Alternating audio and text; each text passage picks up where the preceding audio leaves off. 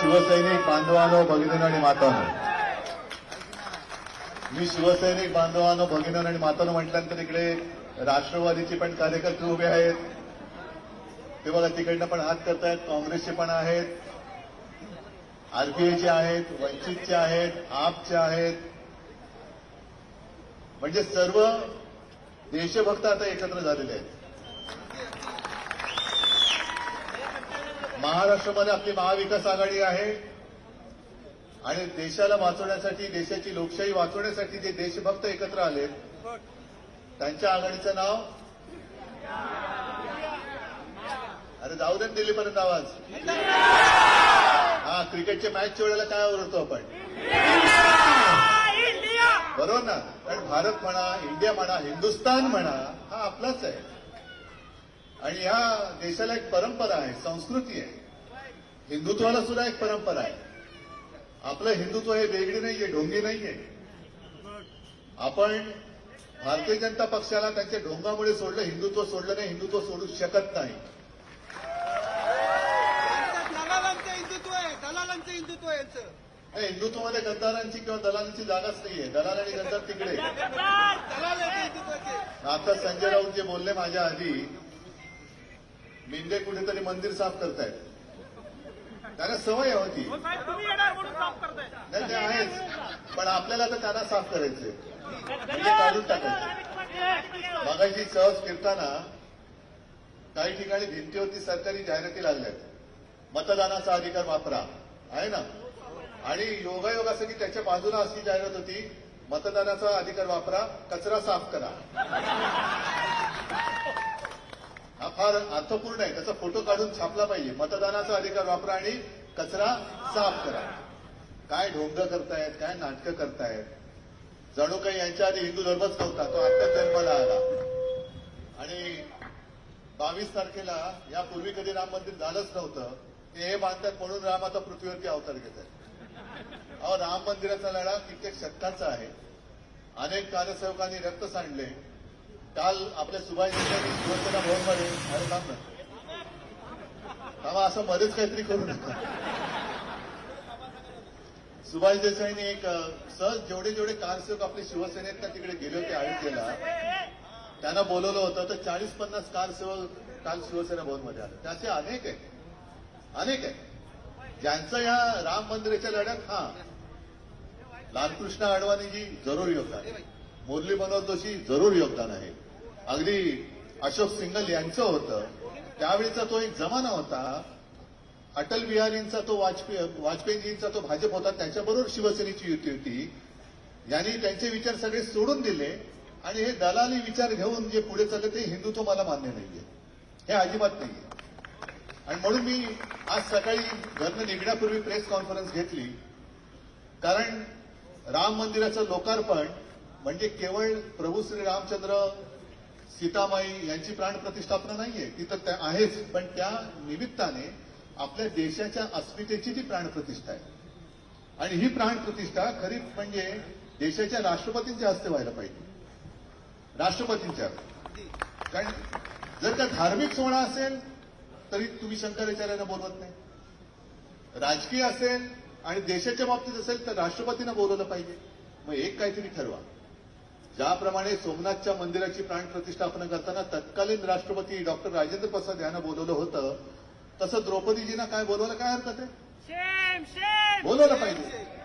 आणि म्हणून मी आज जाहीर आमंत्रण, एक पत्र पण आपलं रितसर जाणार, आपले खासदार पण जाऊन भेटतील, महामहिम राष्ट्रपतीजींना दिले की आम्ही 22 तारखेला काळाराम मंदिरात जाणार आहोत. त्याच्यानंतर गोदावरीच्या तीरावरती आरती करणार आहोत. मी राष्ट्रपतीजींना आपल्या तमाम रामभक्तांच्या आणि शिवभक्तांच्या वतीने आमंत्रण देतोय की आपण तिथे या. आणि विशेष म्हणजे काल त्या अटल सेतूचं लोकार्पण झालं. मी आता येताना टीव्हीवर बघत होतो. खरं हा जो रस्ता आहे तो मुंबई ते शिवडी ते नावाशिवा अंतर कमी करण्यासाठी त्याच्यावरनं एकटेच आपले चालत होते. एकाचाच फोटो, बाकी कोणीच असता कामा नये. अटल बिहारी वाजपेयींचा पण फोटो त्याच्यावरती नाहीये, जाहिरातीमध्ये फोटो नाहीये. म्हणून मी आपल्या सर्वांच्या साक्षीने सांगतो की राष्ट्रपती जर का आल्या तर राम मंदिरामध्ये आणि गंगा गोदावरीच्या आरतीमध्ये त्यांच्या एकटीचा फोटो येईल, आमचा कोणाचा येणार नाही. आमचा कोणाचा येणार नाही. आता योगायोग असेल किंवा काही असेल, आपण 22 तारखेला काळाराम मंदिरात जाणार म्हटल्यानंतर काल आपले माननीय पंतप्रधान जाऊन आले. मग कोणीतरी म्हणाले बघा उद्धवजी तुम्ही चाललेत म्हणून चालले. म्हटलं आनंदाची गोष्ट आहे. मग तसं आज मी जाहीर करतोय, आज मी जाहीर करतोय की बहुतेक शक्य होईलच, पण 22 तारखेच्या आधी मी शिवनेरीला जाणार आहे. हे जाहीर करतोय की निदान त्या निमित्ताने तरी का होईना, पण महाराष्ट्रामध्ये जे काही तेज जन्माला आलं त्याला वंदन करण्यासाठी मोदीजी माझ्या आधी तुम्ही आता शिवनेरीला जा. कारण मी केवळ आव्हान आणि डावावरती प्रतिडाव म्हणून नाही करत, डावावरती प्रतिडाव म्हणून मी नाही करत. माझी एक भावना आहे, माझी एक धारणा आहे, माझी एक श्रद्धा आहे की ज्या वेळेला राम मंदिराविषय थंड बसण्यात होता तेव्हा तुम्हाला सगळ्यांना कल्पना आहे आपण अयोध्येला गेलो होतो, पण जाण्यापूर्वी शिवजन्मभूमीची एक मूठ माती घेऊन ती राम जन्मभूमीला गेलो. माना अथवा मानू नका, पण एका वर्षाच्या आत राम मंदिराचा निकाल लागला की नाही लागला? काढा, माझी मी अयोध्येला गेलो होती ती तारीख काढा आणि राम मंदिराचा निकाल कधी लागला तो काढा. निकाल सर्वोच्च न्यायालयाने दिलेला आहे, सरकारने दिलेला नाही. आणि मला सांगायला थोडंसं दुःख होतं की त्यावेळेला काही काळ म्हणजे 1900 आधीपर्यंत आपण सुद्धा मोदीजींच्या सरकारमध्ये होतो, त्याच्या आधी अटलजींच्या सरकारमध्ये होतो. आपली एक अपेक्षा होती की ज्या राम मंदिराच्या मुद्द्यावरनं तुम्ही दिल्ली गाठली त्या राम मंदिराचा निर्णय तुम्ही विशेष कायदा करून घ्या. कोणाची हिंमत झाली नाही. सर्वोच्च न्यायालयाने निकाल दिला, तो सुद्धा 25-30 वर्षांनंतर, म्हणून आज राम मंदिर होतंय.